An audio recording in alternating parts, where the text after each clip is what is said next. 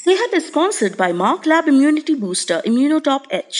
Mark lab का immunity booster इम्यूनोटॉप H, जिसमें है अश्वगंधा, गिलोय, तुलसी, जिंक और विटामिन सी। कोरोना को हराना है तो इम्यूनोटॉप एच ही खाना है। Online order available.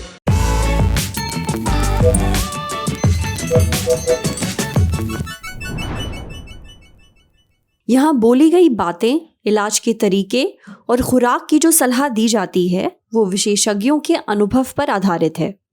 किसी भी सलाह को अमल में लाने से पहले अपने डॉक्टर से ज़रूर पूछ लें। सेहत प्रोग्राम आपको अपने आप दवाइयाँ लेने की सलाह नहीं देता है। नमस्कार आदाब, मेरा नाम है सरवत। आप देख रहे हैं सेहत ललन टॉप का हेल्थ शो, जहां बात होती है हमारी और आपके हेल्थ की।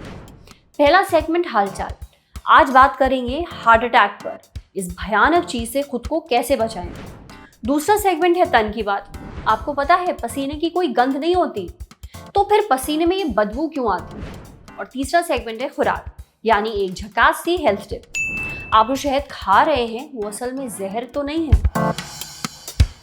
आज शो की शुरुआत नौटियाल अंकल के किस्से से करते हैं। पापा के दोस्त थे, 50 साल के आसपास रहे होंगे जब उन्हें पहली बार हार्ट अटैक पड़ा। पर सबसे अजीब बात यह है कि उन्हें काफी समय तक पता ही नहीं चल पाया कि उन्हें हार्ट अटैक पड़ रहा है। उन्हें अचानक सीने में जलन शुरू हो गई, फिर दर्द हुआ हल्का सा, सांस फूलने लगी, उल्टी महसूस होने लगी, प्रेशर बन गया। अब इससे पहले नौटियाल अंकल के साथ ऐसा कुछ हुआ नहीं था, तो उन्हें लगा कि उन्हें एसिडिटी हो रही है। और वैसे भी अंकल को एसिडिटी की काफी ज्यादा दिक्कत रहती थी। पर जब उन्हें चक्कर आने लगे तो उन्होंने अपने घर वालों को बुलाया, और अच्छा ही हुआ कि उन्हें तुरंत अस्पताल लेकर भागे, क्योंकि दर्द बड़ी तेजी से बढ़ा। अब डॉक्टर्स ने भी कहा कि अगर और देर करते तो नौटियाल अंकल बच नहीं पाते। उसके बाद हार्ट में स्टेंट डले, इलाज चला। पर आज तक मुझे ये समझ में नहीं आया कि उन्हें ये कैसे नहीं पता चला कि हार्ट अटैक पड़ा है। बॉलीवुड फिल्में देखकर कुछ नहीं सीखा क्या? नहीं, मतलब मजाक की बात नहीं है, ये काफी सीरियस मुद्दा है। पर नौटियाल अंकल जैसे और भी कई लोग हैं जो हार्ट अटैक के शुरुआती लक्षण जो हैं पकड़ नहीं पाते और काफी देर हो जाती है। अब उसके बारे में तो जरूर बात करेंगे, पर उससे पहले ये जान लेते हैं कि हार्ट अटैक आखिर पड़ता क्यों है। हार्ट अटैक मतलब हार्ट में ब्लड सप्लाई करने वाले आर्टरीज या नसों में ब्लॉकेजेस हो जाना, जिसके कारण हार्ट के मसल्स को होने वाला ब्लड सप्लाई कम हो जाता है, जिसके कारण हार्ट के मसल्स डैमेज होके मर जाती है। इसी को हार्ट अटैक या फिर मेडिकल टर्म में मायोकार्डियल इंफार्क्शन कहा जाता है। तो देखते हैं हार्ट अटैक क्यों होता है। हार्ट अटैक के 5 मेन रीजन हम जानेंगे। हार्ट अटैक का पहला रीजन है डायबिटीज, मतलब शुगर ज्यादा होना। हाई शुगर होने के कारण हार्ट के आर्टरीज को डैमेज हो जाता है और हार्ट अटैक आ सकता है। दूसरा रीजन होता है हाइपरटेंशन। हाइपरटेंशन मतलब हाई बीपी होना, बीपी का बढ़ना। जब बीपी 140/90 से ज्यादा हो जाता है तो हार्ट अटैक आने के चांसेस होते हैं। तीसरा रीजन है हार्ट अटैक का सिगरेट स्मोकिंग। जैसे सिगरेट स्मोकिंग है, सिगरेट स्मोकिंग या बीड़ी स्मोकिंग या फिर कोई भी फॉर्म में टोबैको खाना, टोबैको च्यूइंग या फिर गुटखा खाना, इससे हार्ट अटैक के चांसेस रहते हैं। चौथा रीजन होता है हाई कोलेस्ट्रॉल होना। हाई कोलेस्ट्रॉल क्यों होता है? कभी कभी अपन तली हुई चीजें ज्यादा खाते हैं, जंक फूड ज्यादा खाते हैं, या फिर पैक्ड फूड ज्यादा खाते हैं, या एनिमल मीट मतलब मटन जिसमें चर्बी ज्यादा रहती है, इसके कारण भी हार्ट अटैक आ सकता है।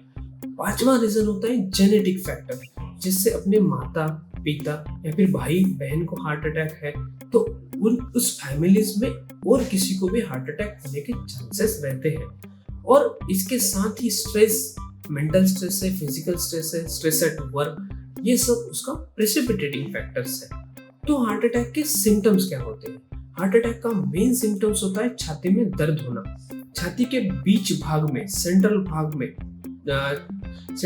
में दर्द होता है, भारीपन महसूस होता है, या दबाव लगता है, या जलन होना, ये सब हार्ट अटैक के सिम्टम्स है।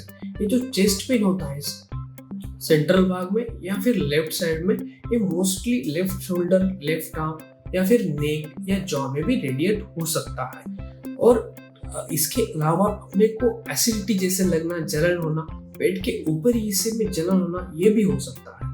और इसके साथ काफी घबराहट लगना है, पसीना आना, ये भी हार्ट अटैक के सिम्टम्स है। और सांस फूलना, सांस लेने में तकलीफ होना, ये भी हार्ट अटैक के सिम्टम्स हो सकते हैं।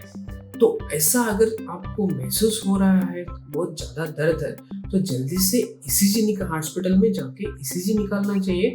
ईसीजी से हार्ट अटैक का डायग्नोसिस होता है।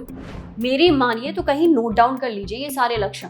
अच्छा, ये तो समझ में आ गया कि हार्ट अटैक पड़ता क्यों है, पर क्या इसे बचा जा सकता है? और दूसरी चीज, अगर हार्ट अटैक पड़ गया तो फिर क्या? यदि हार्ट की रगों के अंदर ब्लॉक है तो हमको वो खोलना ज़रूरी है और हार्ट को खून की सप्लाई स्टार्ट करना ज़रूरी है।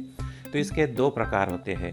एक तो बाहर से इंजेक्शन दे के वो ब्लॉक में जो खून की गठान जम गई है उसको पिघाला जाए, या फिर इमरजेंसी में एंजियोग्राफी करके वो ब्लॉक को एंजियोप्लास्टी करके खोल दिया जाए।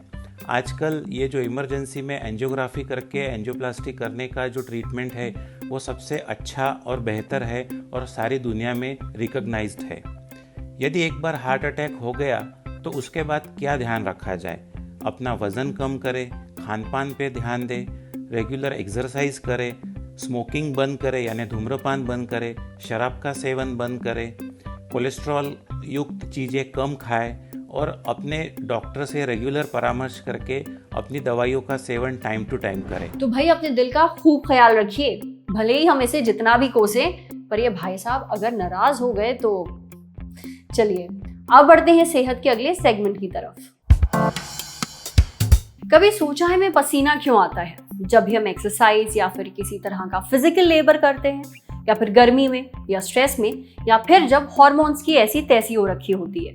वो इसलिए क्योंकि आपके शरीर को अंदाजा हो जाता है कि वो ओवर हीट हो रहा है और अंदरूनी तापमान बिगड़ने वाला है।